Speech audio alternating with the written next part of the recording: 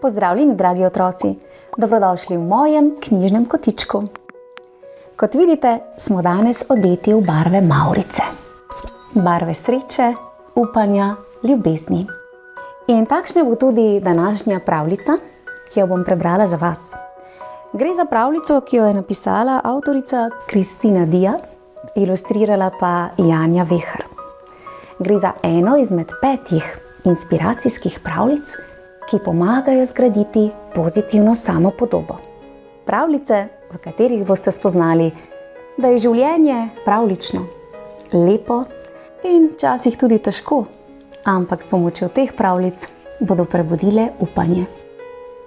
Ja, predlagam, da se udobno namestimo in prisluhnemo prvi pravljici knjige Medvedek Mavri z naslovom Medvedek Mavri in Gosenica.